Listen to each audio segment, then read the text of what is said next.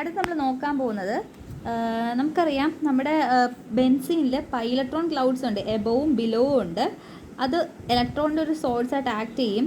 And it is easily attacked by the electrophilic reagent giving substitution products.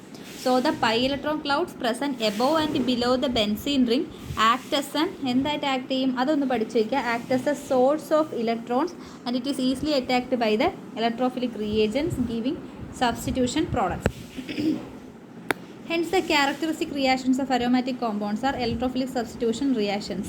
നമ്മൾ ആ റിയാക്ഷൻസിനെ represent ചെയ്യുന്നത് നമ്മൾ ഇതുണ്ടല്ലോ, ബെൻസീൻ റിംഗ് ഉണ്ട്, ഹൈഡ്രജൻ പ്ലസ് ഒരു ഇലക്ട്രോഫൈല് പിന്നെ ഒരു ന്യൂക്ലിയോഫൈല്, ദാറ്റ് ഈസ് കാറ്റലിസ്റ്റ് ചെയ്യുമ്പോൾ നമുക്ക് എന്ത് ചെയ്യും, നമ്മുടെ ഇവിടുത്തെ ഹൈഡ്രജൻ മാറി അവിടെ ഇലക്ട്രോഫൈൽ വന്നിട്ട് ഹൈഡ്രജൻ മാറി അവിടെ ഇലക്ട്രോഫൈൽ വന്നിട്ട് പിന്നെ ആരാവും, പിന്നെ പ്ലസ് ഇവിടുത്തെ ഈ ഹൈഡ്രജനും ന്യൂക്ലിയോഫൈലും കൂടെ ആവും, ഹൈഡ്രജനും ന്യൂക്ലിയോഫൈലും. Okay, here E plus represents electrophile, NU minus represents nucleophile.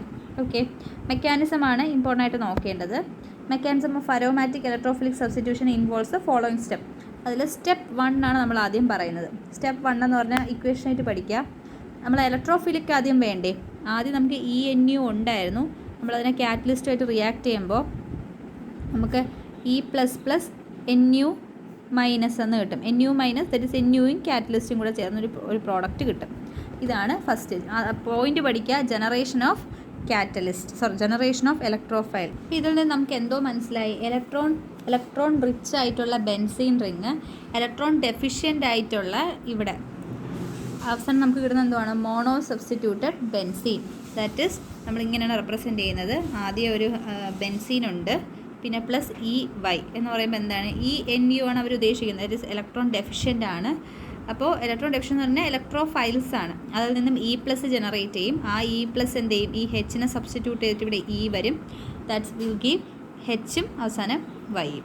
Okay, അത് നമ്മുടെ ന്യൂക്ലിയോഫൈലുമായിട്ട് ബോണ്ട് ഫോം ചെയ്യും. ഇതിന് നമ്മൾ പറയുന്ന പേരാണ് മോണോ സബ്സ്റ്റിറ്റ്യൂട്ടഡ് ബെൻസീൻസ്. ഓക്കെ, അപ്പോൾ എന്താണ് step 1?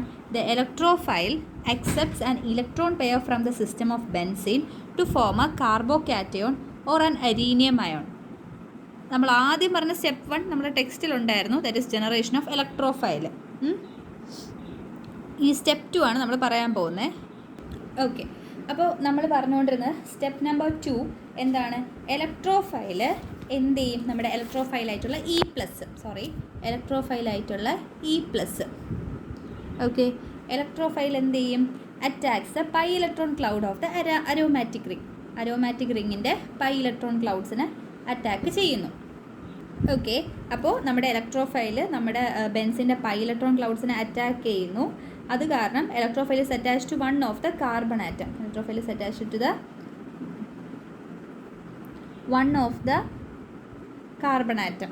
Okay, by means of a pair of electrons which were originally in the pi electron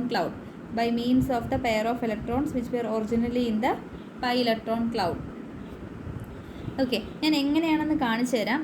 നമ്മുടെ ബെൻസീൻ റിങ്ങിൻ്റെ ഉള്ള ഇലക്ട്രോഫൈൽ വന്ന് ഇവിടെ അറ്റാക്ക് ചെയ്യുന്നു. സപ്പോസ് ഇവിടെയാണ് അറ്റാക്ക് ചെയ്യുന്നത് വിചാരിക്കുക. ഓക്കെ, ഇപ്പോൾ ഞാൻ ആ ബെൻസീൻ റിങ്ങിനെ ഒന്ന് നന്നായിട്ട് വരച്ച് കാണിച്ചു തരാം. നമ്മുടെ ബെൻസീൻ റിങ് ഇതാണ്. അതിൻ്റെ അകത്ത് ഇവിടെ ഓൾട്ടർനേറ്റ് ആയിട്ട് സിംഗിൾ ആൻഡ് ഡബിൾ ബോൺസ് ഉണ്ട്. വന്നിട്ട് ഇലക്ട്രോഫൈലുമായിട്ട് അറ്റാക്ക് ചെയ്യുമ്പോൾ ഇവിടുത്തെ ബോണ്ട് എന്ത് ചെയ്യും, ഇങ്ങോട്ട് പോകും. അപ്പോൾ നമുക്കവിടെ കിട്ടുന്നതെന്ന് പറഞ്ഞാൽ ഇങ്ങനത്തെ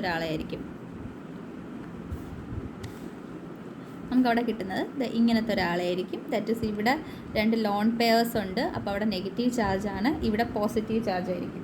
ഓക്കെ, ഇവിടെ ഒരു ഹൈഡ്രജൻ ഉണ്ടല്ലോ അല്ലേ. എടാ, നോർമലി C6H6 എന്ന് പറയുമ്പോൾ ഇവിടെ ഓരോരുത്തരോ ഹൈഡ്രജൻ ഉണ്ടല്ലോ. ഇവിടെ ഒരു ഹൈഡ്രജൻ ഉണ്ട്, ഇവിടെ നമ്മളത് വരയ്ക്കാറില്ല, അല്ലാണ്ട് നോർമലി ഹൈഡ്രജൻ ഉണ്ട്.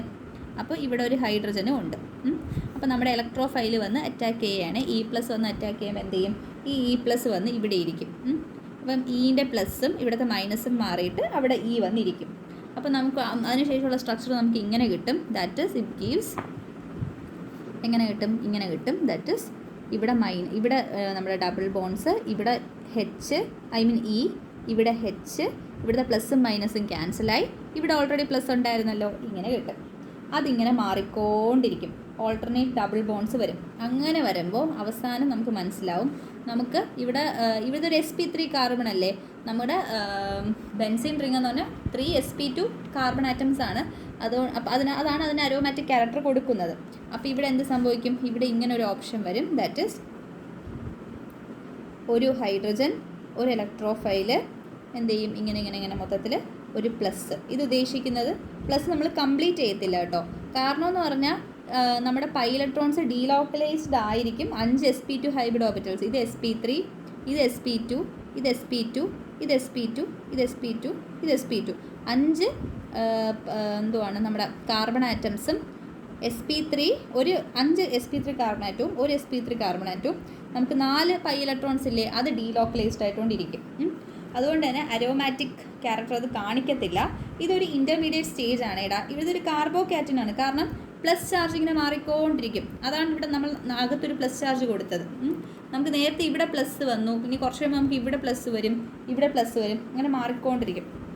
അതുകൊണ്ട് തന്നെ ഇതിന് നമ്മൾ പറയുന്ന പേരാണ് കാർബോകാറ്റയോൺ ആണ്. നമുക്കറിയാം കാർബോകാറ്റയോൺസ് എന്താണ്, അൺസ്റ്റേബിൾ ആണ്. അതുകൊണ്ട് നമ്മളിതിനെ പറയുന്ന 2-3 പേര് പഠിക്കുക. Sigma complex, arenium ion, benzenonium ion and Wheland intermediate. ഇത് പറയുന്നത് ഇതിൻ്റെ മറ്റൊരു പേരുകളാണ്. ഓക്കെ, അരീനിയം അയോൺ എന്നാണ് എല്ലാ ബുക്സിലും പറയുന്നത്. ഓക്കെ, അപ്പോൾ ഞാൻ അതിന് ജസ്റ്റ് ഒന്ന് ഷോർട്ടായിട്ട് പറയാം. Electrophile accepts an electron pair from the system of benzene to form a carbocation or arenium ion. Okay എടാ, അപ്പോൾ എന്താണ്, നമുക്ക് ആദ്യം ബെൻസീനിലൊരു ഹൈഡ്രജൻ ആറ്റം ഉണ്ട്, ഈ അവിടെ ഇത് ചെയ്തു. ഓക്കെ എടാ, ഇവിടെ E+ പോയില്ലേ, ഇവിടെ നിന്ന് E+ പോയില്ലേ, നമുക്ക് കാറ്റലിസ്റ്റ് ഇത് E+ൻ്റെ ഇവിടെ ആരുണ്ടായിരുന്നു, ഒരു ന്യൂക്ലിയോ ഫൈൽ ഉണ്ടായിരുന്നില്ലേ. അപ്പം E+ പോകുമ്പോൾ ആരാവും, ന്യൂക്ലിയോ ഫൈൽ എന്താവും, ന്യൂക്ലിയോ ഫൈൽ മൈനസ് ആവും. ജസ്റ്റ് അതൊന്ന് നോക്കി വെച്ചിരുന്നാൽ മതി, അത് നമ്മൾ പിന്നെ ഡിസ്കസ് ചെയ്യും. ഓക്കെ, സ്റ്റെപ്പ് 2 കഴിഞ്ഞു. അടുത്ത് സ്റ്റെപ്പ് 3. സ്റ്റെപ്പ് 3 ഇസ് സ്റ്റെപ്പ് 3 ഇല്ല,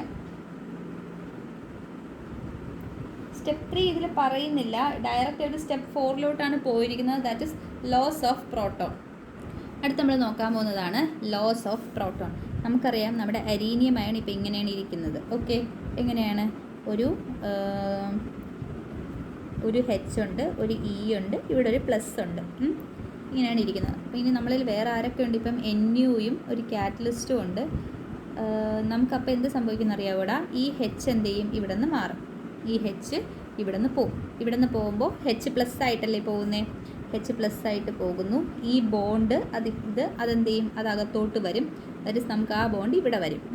ഇതിവിടെ കിട്ടുമ്പോൾ ഇതിന് എന്താവും, ഇതിന് മൈനസ് ആവും. ആ മൈനസും പ്ലസും അതവിടെ ക്യാൻസലായി പോകും. അപ്പോൾ നിങ്ങൾക്ക് തോന്നും ഇവിടെ പോകുമ്പോൾ ഇവിടെ ഒരു മൈനസ് ഇല്ലേ, ആ മൈനസാണ് ബോണ്ടായിട്ട് അകത്തോട്ട് വരുന്നത്. ഓക്കെ, അതൊരു ഫാസ്റ്റ് റിയാക്ഷനാണ്. നമുക്ക് കിട്ടുന്നത് ഒരു സബ്സ്റ്റിറ്റ്യൂഷൻ പ്രോഡക്റ്റാണ്, ദാറ്റ് ഇസ് മോണോ സബ്സ്റ്റിറ്റ്യൂട്ടഡ് ബെൻസീൻസ് കിട്ടും. ഇവിടെ പ്ലസ് ഈ ന്യൂക്ലിയോ ഫൈലിൻ്റെ കൂടെ ഹൈഡ്രജനും കൂടെ ചേർന്നിട്ട് HNU പ്ലസ് ഒരു കാറ്റലിസ്റ്റും കിട്ടും. ഓക്കെ, ഇതാണ് loss of proton, that is step 4. ഇനി energy profile diagram for electrophilic substitution reaction ഉണ്ട്, അത് ഇമ്പോർട്ടൻ്റ് ആണ്.